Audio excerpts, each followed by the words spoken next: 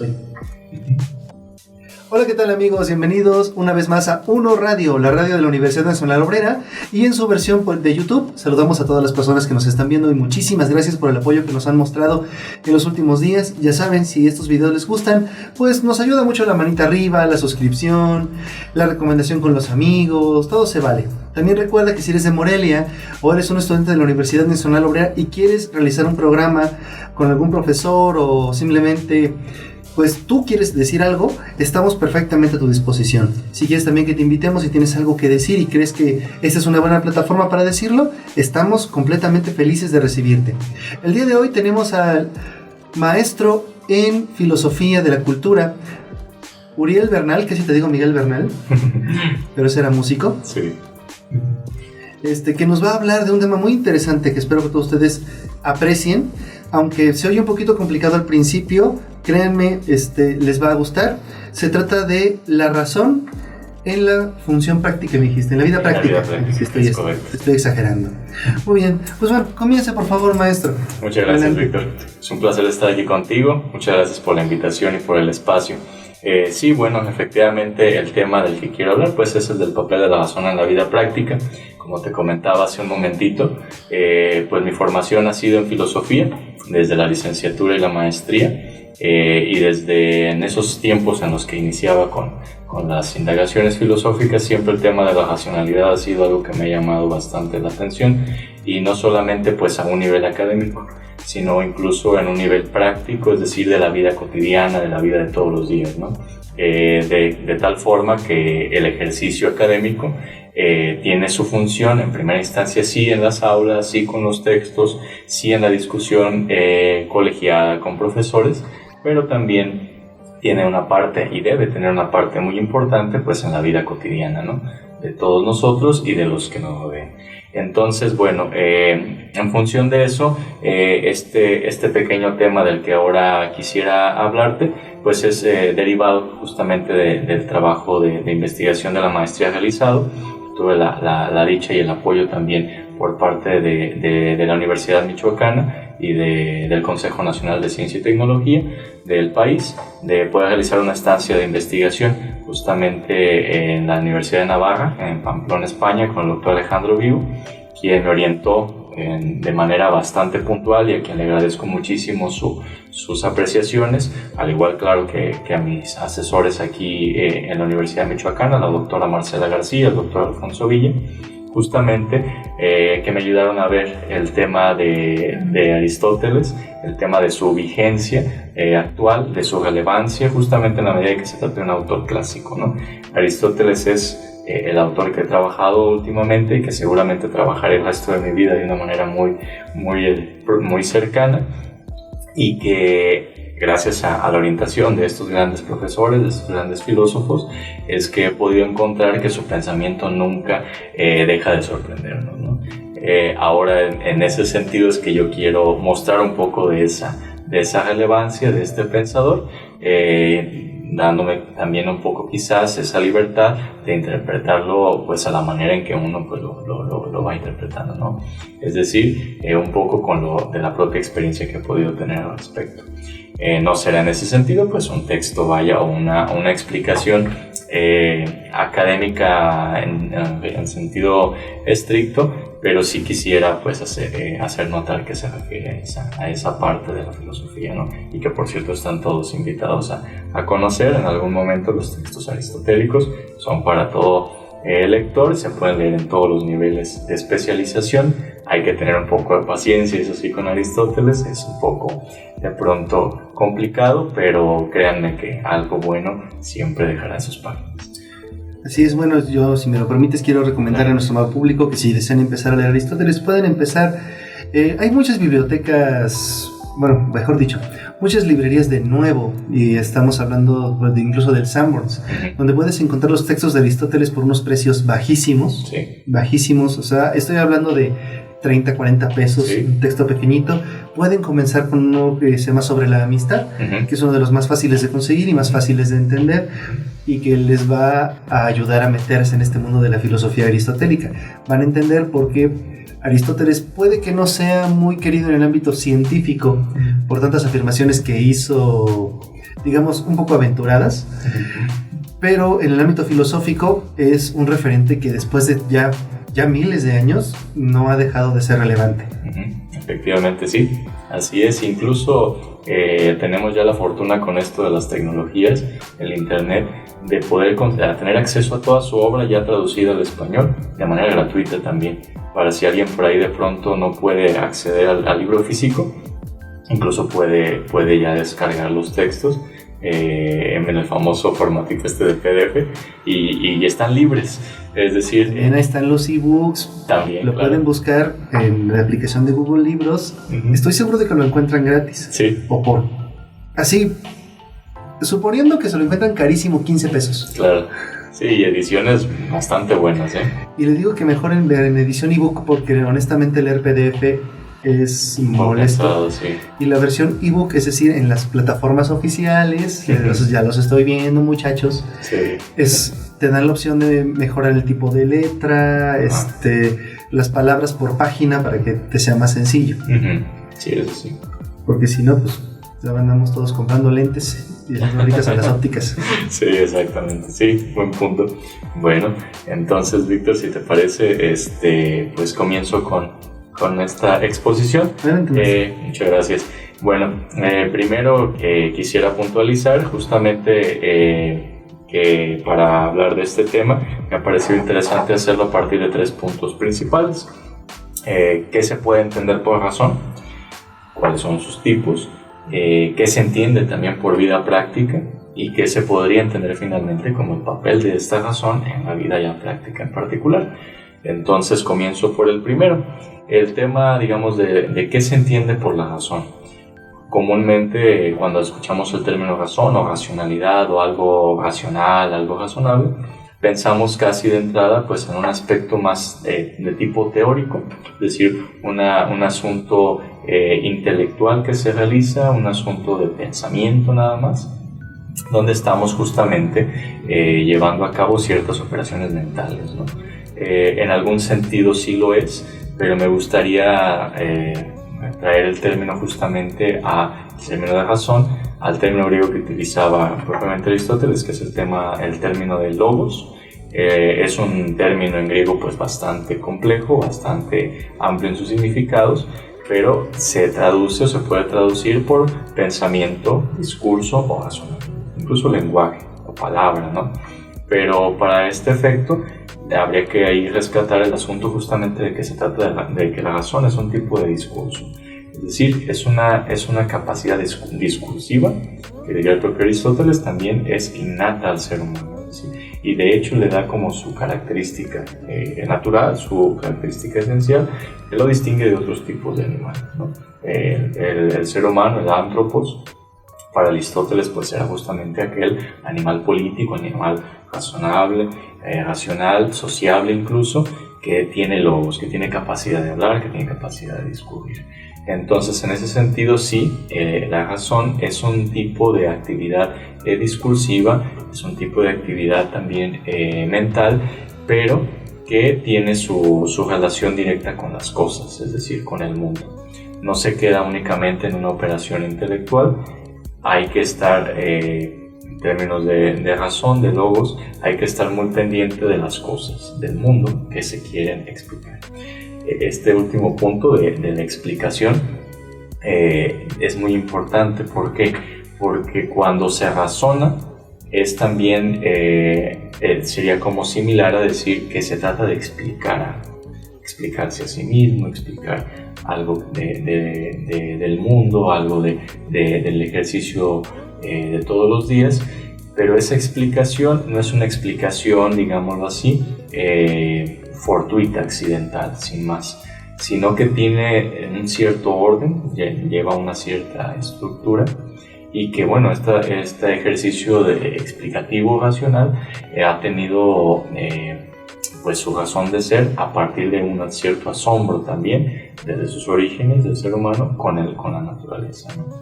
Es decir, se encontraba el ser humano frente a lo que se le conoce como el cosmos, vaya, y al encontrarse frente a ello, pues había un desconocimiento de qué era eso, ¿no? Entonces, en ese asombro venía acompañado de una necesidad muy íntima también de explicarse eso que le causaba asombro. Entonces, bueno, se hace ese esfuerzo por hacer una explicación discursiva por medio del lenguaje, por medio de ciertos signos orales, escritos después, que fueran lo más cercanos posibles o que fueran lo más, digamos, adecuados a la naturaleza de esas cosas que explicaban, ¿no? Entonces, en ese sentido, ahí tenemos como una especie de, digamos así, de origen de lo que se puede entender por razón, en tanto que logos, ¿no? Entonces, esta razón se ha tematizado, se ha indagado, problematizado a lo largo de la tradición filosófica desde sus inicios, es decir, hace ya más de 2500, 2600 años, la tradición filosófica occidental, hasta el día de hoy. Sigue siendo el tema de la razón un asunto debatible, un asunto polémico, ¿no?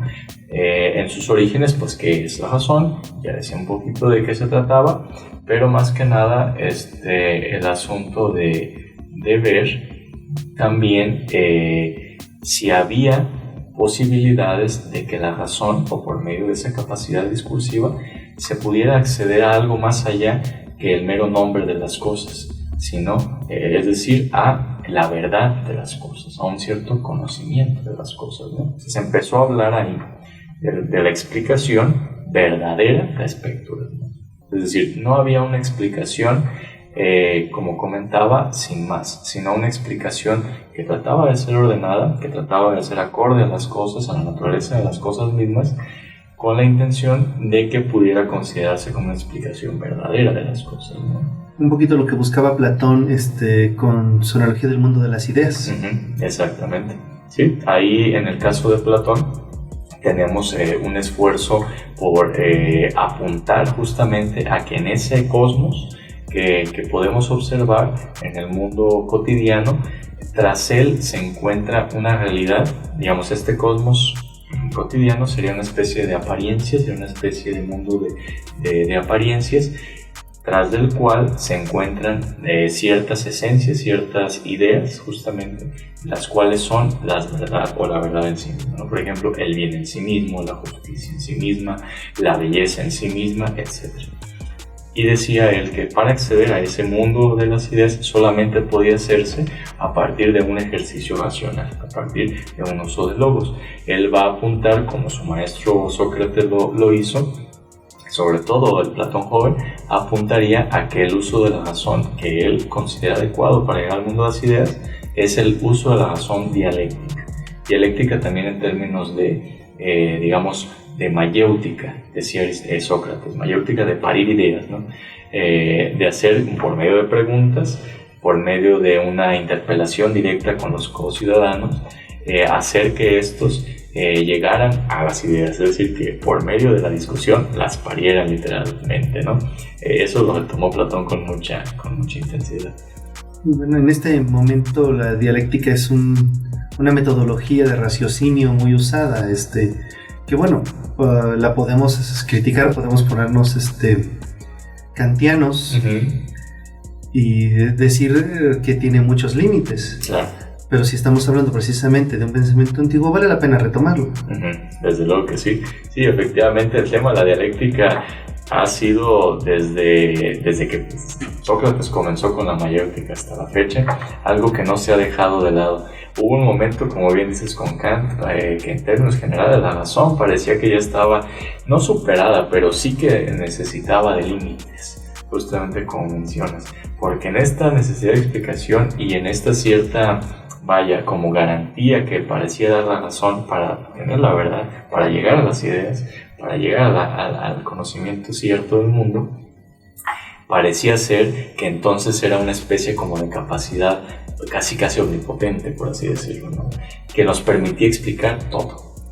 Pero Kant diría, no, tranquilos, hay cosas a las que con la razón no se llega, o no se puede llegar justamente porque escapa, digamos, la naturaleza peculiar de esas cosas escapa a la capacidad racional del hombre. Y esa es una actitud, incluso podríamos decir, un tanto aristotélica, más que obviamente que platónica.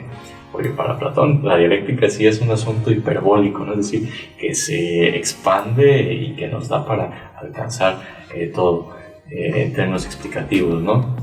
A reserva, claro, de algunos detalles ahí del propio Platón, pero para Aristóteles en su momento justamente diría también que hay ciertas cosas que hay que abstenerse.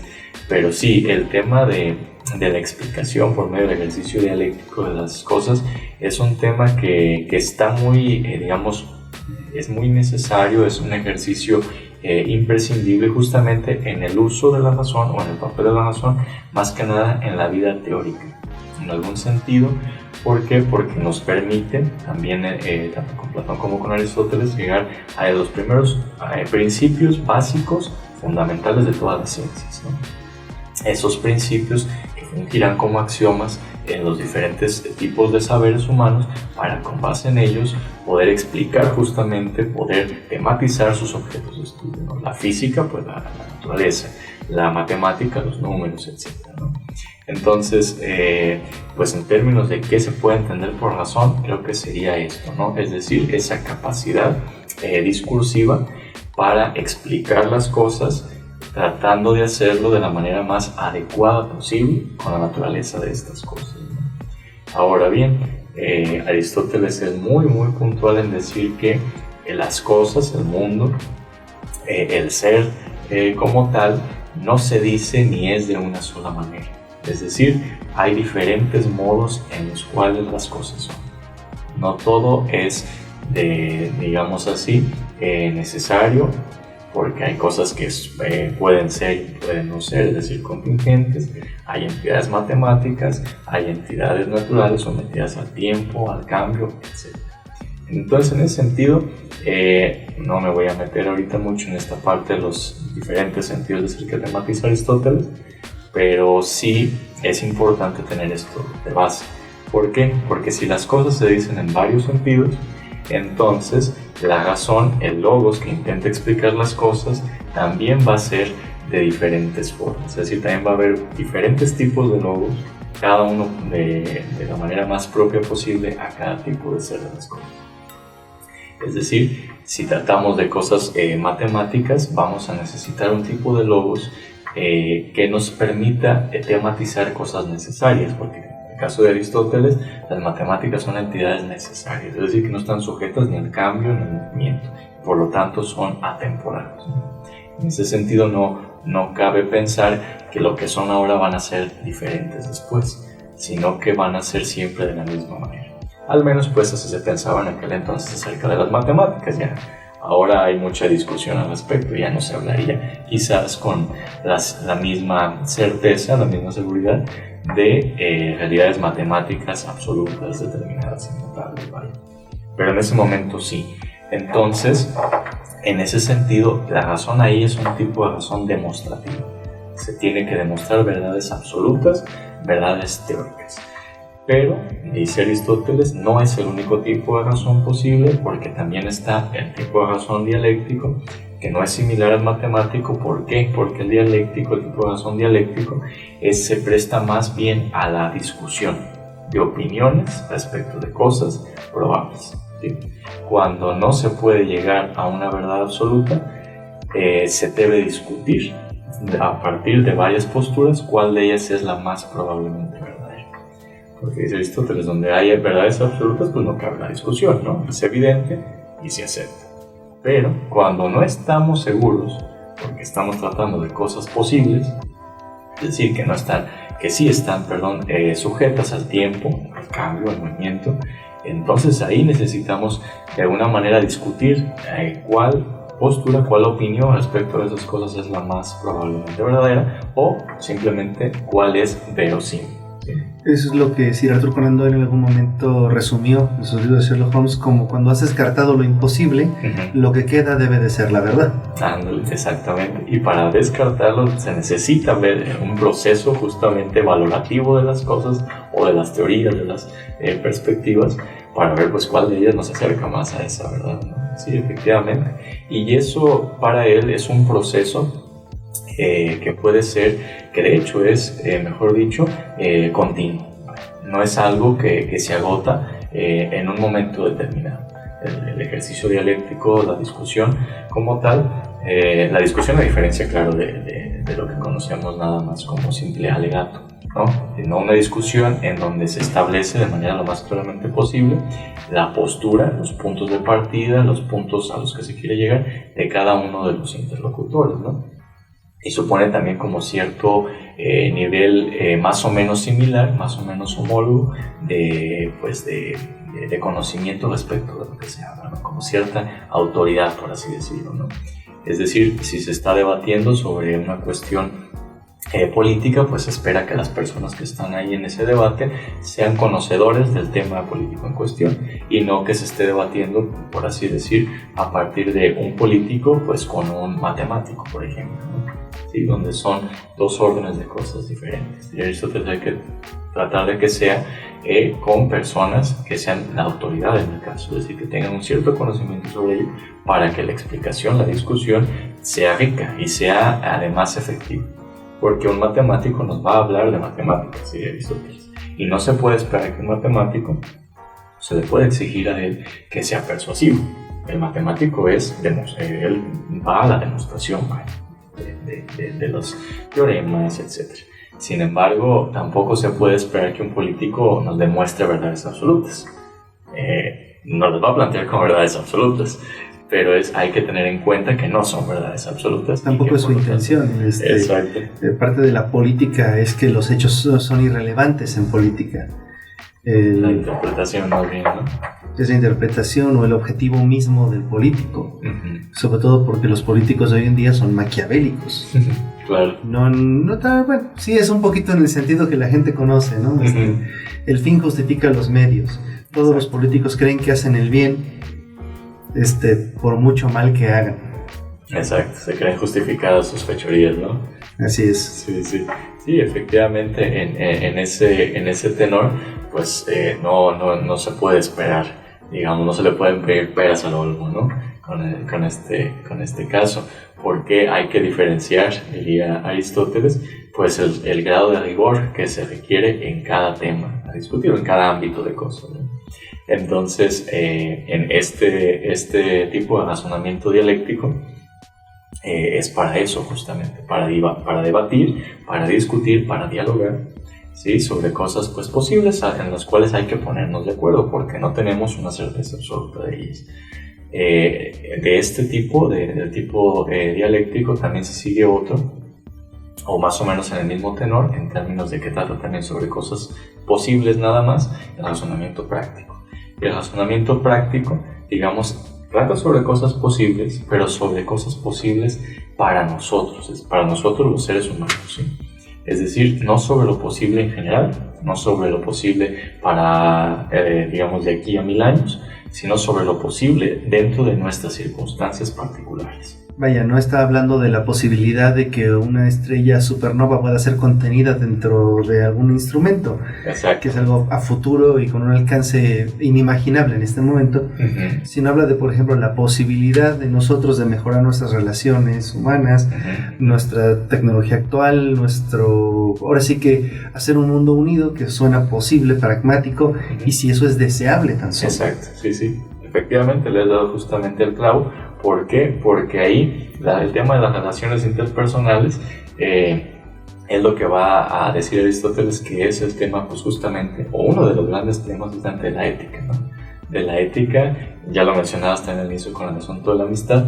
¿Por qué? Porque ahí, diría Aristóteles, justamente para tener relaciones de calidad, incluso consigo mismo en tanto que otro, se requiere la participación de este razonamiento práctico, para saber discernir de lo que es bueno de entrada, de lo que sería malo, ¿no? De lo que nos puede llevar a una vida buena o de lo que nos puede llevar al fracaso y a la autodestrucción. Por ejemplo, ahora que vemos todo esto del asunto del cambio climático, del asunto de la explotación del medio de recursos, ahí hay una falla, digamos, en ese planteamiento, en ese discernimiento sobre lo bueno y sobre lo conveniente en términos de comunidad, ¿no?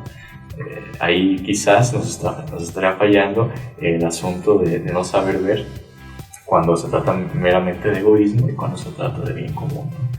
Entonces sí, efectivamente el razonamiento práctico, dice Aristóteles, es sobre lo posible para nosotros.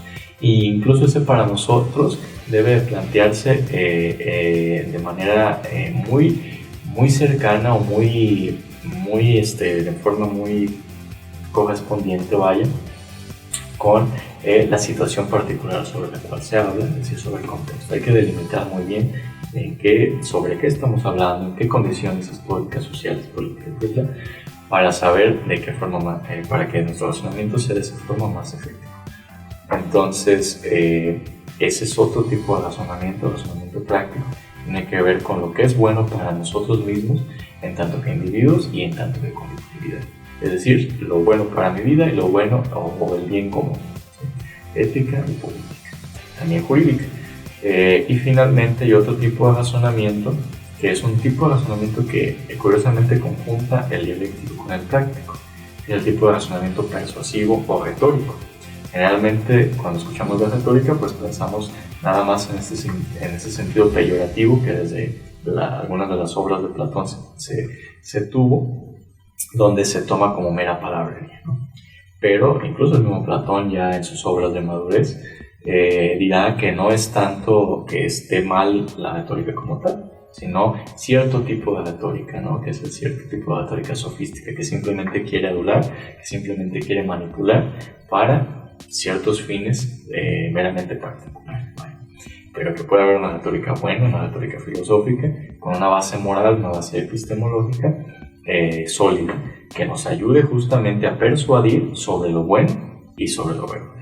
De lo que diría Platón, Aristóteles lo toma muy bien de ahí y dirá justamente esto, que sobre las cosas que son posibles para nosotros y sobre todo en escenarios político-legislativos, donde se debaten cuestiones del bien común, donde se delibera con otros, ahí la persuasión, dice Aristóteles, juega un papel muy importante, porque al final de cuentas la razón no es la única capacidad del ser humano. Están por lo menos la voluntad y la sensibilidad. Y esas dos, al igual que la razón, intervienen en la toma de las decisiones. Entonces, a manera, digamos, general de los tipos de razonamiento, ese es el escenario, es lo que Aristóteles tematiza, de que la razón no es una, el logos no es uno nada más, sino que se dice en varios sentidos según las cosas sobre las que hablemos. Entonces, si tratamos en este caso del asunto, ya sería el segundo tema, de la vida práctica, pues la vida práctica no es un ámbito de cosas como el de las matemáticas. Es decir, no es un ámbito de cosas donde haya ya necesidad de que se den todos los fenómenos de la misma forma cada vez y siempre, porque están más bien sujetos a cierta contingencia, ¿sí? Lo que ahora es, de un momento a otro puede dejar de serlo, o simplemente puede cambiar a una forma totalmente distinta, ¿no? Es de cierta forma impredecible, por así decirlo. ¿Por qué? Pues porque se trata, como ya decíamos, de entidades que, en el caso de la vida humana, por ejemplo, se juegan situaciones referidas al futuro, quizás, ¿no? Por ejemplo, cuando se concibe, mejor dicho, un proyecto general de vida, pues estamos hablando de futuro, ¿no? Lo que puede venir. Pero no siempre, digamos, las condiciones para que esto suceda no son previsibles al 100%. No tenemos ya una recetita, no tenemos ya una garantía de términos, digamos así, determinados, así estrictamente determinados, de que van a ocurrir las cosas tal y como queremos, ¿no? Bueno, fue. Exactamente, bueno, fuera. Y en ese sentido incluso hay que recalcar que no sería Aristóteles, a mi parecer, en el término de la vida práctica, pues un pensador determinista, ¿no? Porque hay quien diría que sí, o sea, que la vida práctica también está determinada ya por ciertas circunstancias, por ejemplo, por los caracteres de las personas, y que no hay posibilidad de cambio, no hay posibilidad de ejercitarse en la virtud, ni en nada de estas cosas, que genio y figura hasta la sepultura, ¿no? Como dice el dicho popular. Pero Aristóteles no, Aristóteles sí está dejando bien claro que al tratarse de un ámbito de cosas posibles nada más, ahí es, en ese sentido tiene relevancia, tiene justificación la acción humana. ¿Por qué? Porque cuando uno actúa, uno interviene de alguna manera en la configuración de esa realidad, ¿sí? De esa realidad inmediata y también futura. Las acciones pues tienen consecuencias. Esas consecuencias, diría Aristóteles, pueden ser razonables antes de llevar a cabo una acción. Entonces, en esta parte, en este ámbito de la vida práctica, podemos decir que se encuentra entre la necesidad y el azar. Tampoco es decir, que tampoco la vida humana, la vida práctica, esté sujeta a mero azar, a que no podemos saber absolutamente nada de lo que va a pasar después. Tampoco, ese sería como el otro extremo, digamos. En ese sentido, Aristóteles está apuntando a justamente un caso de término medio, ¿sí? Entre donde todo está establecido ya y no hay posibilidad de cambio, a donde no hay posibilidad alguna de establecer nada, de anticipar nada, ¿no? Aristóteles dice, se puede ir por una vía intermedia, y esa vía la pone el razonamiento. Entonces, ahora ya pasando al último punto de cómo operaría entonces la razón ya en términos específicos en la vida práctica. Bueno, pues si tenemos de entrada un escenario de este tipo, donde las situaciones diarias son en cierta manera impredecibles, son meramente posibles, se puede en cada momento de nuestras acciones, sobre todo de acciones que son significativas en términos de segundo y tercer orden, es decir, no en estas acciones de primer orden, como por ejemplo, simple y sencillamente tomar agua, comer, digamos las necesidades básicas, ¿no? Ahí no hay pie, digamos, a mucha deliberación, ¿vale? Sino son ciertas cosas que se sabe de antemano que se tienen que cumplir, se tienen que hacer de un modo, digamos, mecánico casi, sin reflexión, sin mucha reflexión ahí. Más bien estaría pensando Aristóteles justamente en estas acciones de segundo orden, es decir, en una situación concreta que se me presenta, que tiene que ver con qué es lo mejor que puedo hacer yo en este momento, qué acción puedo tomar para tener una buena consecuencia. Ahí necesito deliberar, ahí necesito ver si esto me conviene o no me conviene hacer, ¿no? Por ejemplo, no sé, en términos así muy específicos, digamos, estás en tu trabajo y sabes que tienes que tomar una decisión respecto a una indicación que te ha dado tu superior y que tú no estás muy seguro de que sea digamos, bueno hacerlo, ¿no? Que sea conveniente, en términos éticos, ¿no? Por ejemplo, algo que se escape al marco legal de la institución o a un cierto manual de procedimiento. Ahí se necesita deliberar, ¿no? Ahí tú estás de alguna manera entrando como en esa parte en la que dices, bueno, el objetivo es ¿sí? Pero ¿qué me garantiza o qué debo hacer yo para que esto al final de cuentas tenga un resultado positivo, ¿sí? En términos morales, ¿vale? Que me pueda llevar a un buen resultado, no nada más en términos eficientes, de cumplir con la ordenilla. Porque si tú nada más te planteas quiero cumplir con lo que me indica, nada más seguir la orden, pues lo haces y ya está, ¿no? Lo cumpliste. Pero dice Aristóteles, aún en esa, digamos así, en esa particularidad, en esa situación tan concreta, se puede pensar no solamente en lo efectivo, sino también en lo bueno, ¿sí? Moral o éticamente hablando. ¿Cómo, digamos así, cómo me sentiría yo conmigo mismo o qué tan buena persona sería yo si sé que esto que me piden contraviene a los principios éticos de la empresa o que no está contemplado legalmente? ¿Cómo me sentiría yo o qué tan buena persona sería yo después de hacer eso, ¿no? En ese sentido es cuando uno tendría que plantearse una decisión enfocada más bien no solo a la afectividad, sino también a la bondad ética y moral, ¿sí? A ser una buena persona en ese aspecto, ¿sí? A pensar en que esto que yo voy a hacer va a tener también una consecuencia negativa en términos de que es incumplimiento a cierta normatividad y que al final de cuentas no me aporta a una vida, digamos, a una realización de vida. Entonces Aristóteles también hay que decir esto, estaría pensando en que la vida buena del ser humano pues es aquella que llega a la felicidad, ¿sí? Pero la felicidad, no cualquier tipo de felicidad, sino que, digamos, no una felicidad material, no o lo que podríamos decir felicidad material, ¿no? En términos de satisfacer todos los deseos corporales, o de tener todas las riquezas, o de tener poder, sino él llama felicidad a esto, a ser una persona que actúa conforme a los principios éticos o morales, como son las virtudes, ¿no?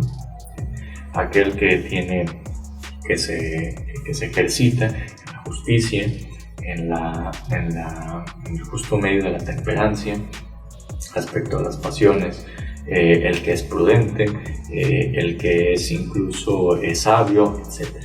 Son varias virtudes que él enuncia, y una vida feliz sería aquella que se realiza a partir o conforme a estas virtudes, ¿sí? Entonces diría Aristóteles, bueno, para ver en esta acción en particular, como es la que acabo de comentar, ¿qué virtud ahí estaría? La honestidad, por ejemplo. ¿Sí? La honestidad de decir, yo sé que esto es ilegal, pero lo hago solamente para satisfacer una necesidad material, por ejemplo, es decir, recibir un pago, y en esa medida, al final de cuentas, qué tan buena persona o qué tan cercano estoy yo a realizar esa vida feliz en términos reales, no en términos de una simple satisfacción material. Pues ahí diría Aristóteles, esa acción no es una acción buena, no por no ser efectiva, sino porque te aleja de esa virtud que es la honestidad. ¿Sí? Entonces ahí, justamente este ejercicio que acabamos de hacer aquí, de plantearnos eso en términos de este es el fin de la acción, tengo los medios para realizarla, pero al final de cuentas, ¿qué tan cercano o qué tan lejano me deja de esta virtud? Ese es un ejercicio justamente racional, ¿sí? Porque ahí se delibera, ¿sí? Se plantean los dos escenarios, donde simplemente actúo por actuar, por cumplir, y el otro donde ya estoy considerando un proyecto de vida, o mejor dicho, una concepción más general, donde yo quiero realizar la propia vida a partir del cumplimiento de ciertas virtudes, las tomo en cuenta, las analizo, delibero y digo, bueno, si yo lo que quiero es una vida buena, es decir, una vida feliz, ser una buena persona, entonces no llevo a cabo esa acción, me desisto, o llevo a cabo otra donde sea honesto, ¿no? Donde sí efectivamente lleve a cabo ese cumplimiento de esa virtud. Entonces, en ese sentido, ahí se requiere la razón para tomar buenas decisiones, en pocas palabras.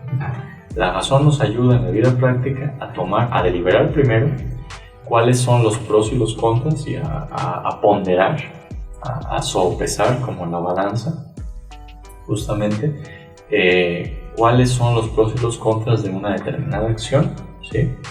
Y estos pros y contras se determinan en función de qué tanto se actúa conforme a la virtud o a las virtudes, y qué tanto se actúa alejándose de ellas.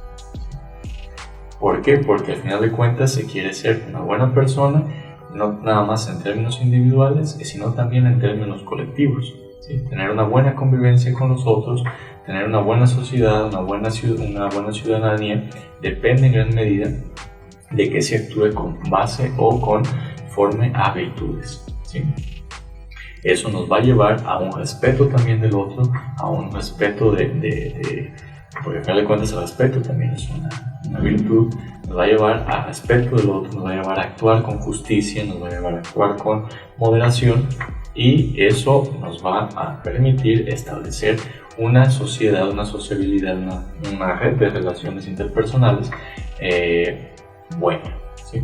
En ese sentido, la razón opera en esa parte ética, ¿sí? Qué principios, qué virtudes están en juego para yo actuar con base a ellos, y además esta parte política, ¿sí? Porque no nada más tengo que pensar en mi propio bien, en ser una buena persona, sino cómo eso ayuda al bien común. Entonces, el bien, ya en términos de la ciudad, pues el bien común es aquello que nos va a beneficiar a todos, principalmente en términos de justicia.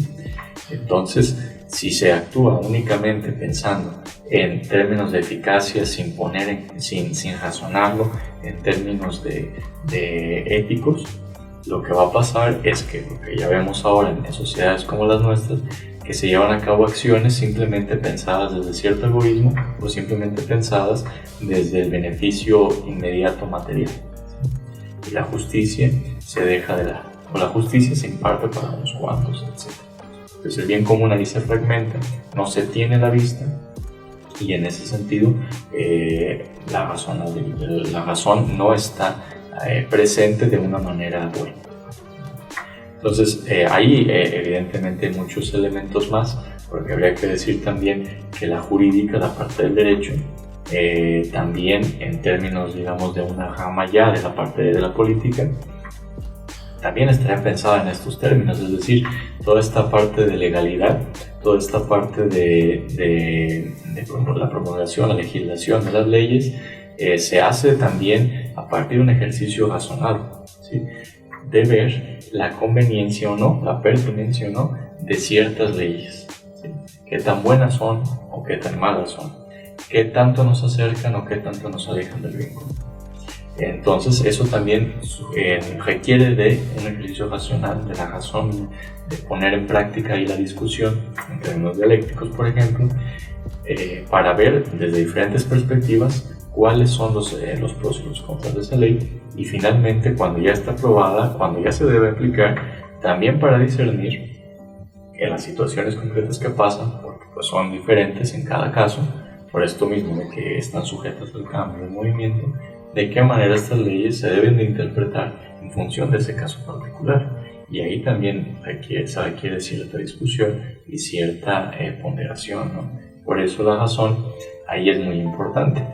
Evidentemente, como comentaba hace un momento, no opera sola, sobre todo en la parte práctica, porque estamos hablando de lo humano, y como decía, lo humano pues también no solo de razón, también tiene por lo menos voluntad y sensibilidad.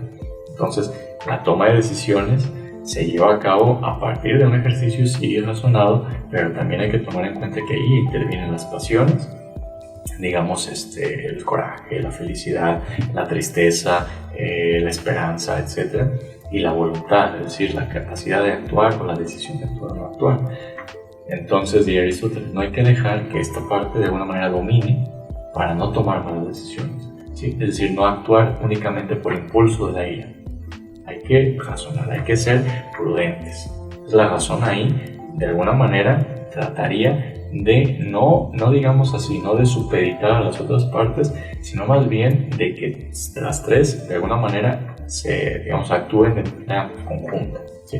Para llevar a buenas decisiones. Buenas decisiones en términos inmediatos, pero también en términos, digamos, a futuro, a largo plazo, ¿sí? ¿Por qué? Pues porque la vida práctica se hace en el presente, pero se plantea también hacia el futuro. Esto, ¿no? De para un futuro mejor. Por ejemplo, no piensa en tu educación, o piensa en tu educación justamente como un elemento positivo para lograr la realización de tu proyecto general de vida.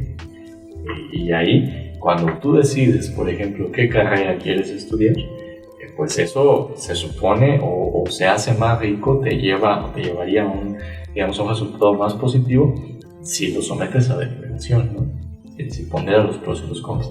Esto me gusta, esto no me gusta, tengo capacidad, es decir, tengo los medios para ello, o no, los recursos económicos, todo eso que uno hace de manera cotidiana, que parece que es algo muy, digamos así, muy X, en realidad eso es un ejercicio de la razón. Ahí la razón está operando, eso es un ejercicio racional. Entonces hay que tratar de hacerlo lo mejor posible en términos de claridad, ¿sí? Es decir, a ver, yo tengo este fin, tengo estos medios, ¿me conviene o no me conviene? ¿Se adapta o no se adapta a un proyecto de vida bueno? Es decir, ¿me va a llevar a la felicidad? ¿Qué entiendo yo por felicidad? ¿Me va a ayudar a ser mejor persona o no? Pues ahí, en ese pequeñito aparentemente pequeñito ejercicio reflexivo que uno hace en ciertos momentos cruciales de la vida, ahí está la razón, ¿no? Y de hecho todos los días también está en otras circunstancias más, quizás menos, entre comillas, menos trascendentes, pero ahí está operando. Y entonces pues no hay que tenerle miedo a razonar, y no hay que pensar que la razón o el ejercicio racional es algo súper complicado, que nada más es en la escuela y que está dentro de cuatro paredes, y que en ese sentido la razón es algo que solo los especialistas usan. No, la razón está presente todos los días como una capacidad nuestra, ¿sí? Y que en la vida práctica es necesario que la utilicemos para tratar de llegar a buenas decisiones, ¿sí? Y sobre todo, ¿por qué? Pues porque tenemos responsabilidad, ¿sí? Con nosotros mismos y con nuestro entorno, con nuestra comunidad. Y en esa medida en que también somos responsables de nuestras propias decisiones, pues en esa medida necesitamos pues saber cómo de alguna manera pues tomar esas decisiones de manera favorable, de una manera buena, ¿sí? Entonces, bueno, en términos así generales, este es el tema. Desde luego, pues hay en cada uno pues mucho que discutir todavía, ¿no? Y por supuesto, bueno, la misma naturaleza del tema nos invita a discutirlo. Claro. Entonces, aquí podríamos estar horas y horas debatiendo sobre si la dialéctica, sobre si la razón, sobre la praxis, claro. Comentando. Sin embargo, esa tarea se las vamos a dejar a ustedes, queridos escuchas. Dejen sus comentarios aquí abajo sobre qué les parece el tema, qué opinan precisamente sobre la razón en la vida práctica, cómo la han aplicado ustedes, si sienten que tal vez estamos sobrando la razón sobre el conocimiento o viceversa. En fin, cualquier cosa que pase por sus mentes, aquí la queremos escuchar y por supuesto la escucharemos. Muchísimas gracias, maestro, ha sido todo un honor. Al contrario, Víctor, muchas gracias. Hasta luego.